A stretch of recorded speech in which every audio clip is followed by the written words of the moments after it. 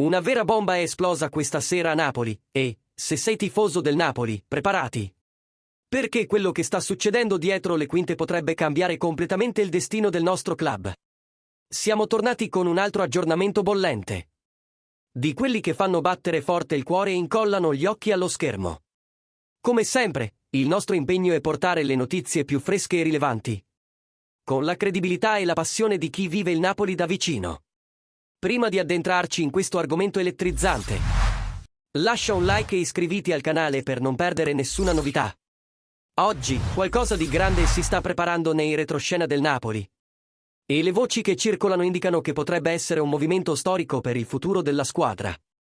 Secondo Fabrizio Romano, le trattative tra Napoli e Manchester United per Rasmus Højlund proseguono con decisione, nonostante alcune divergenze dell'ultima ora. L'attaccante danese, ansioso di avere un ruolo da protagonista, attende la definizione del suo futuro, mentre i due club discutono la formula migliore per il trasferimento.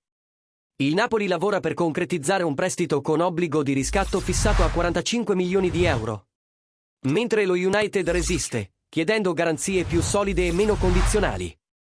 Inizialmente, gli azzurri avevano proposto che l'obbligo si attivasse solo al raggiungimento di un certo numero di presenze e gol, ma gli inglesi preferiscono la sicurezza di un impegno più diretto. L'ottimismo rimane, ma i prossimi giorni saranno decisivi per capire se il danese vestirà la maglia azzurra in questa stagione.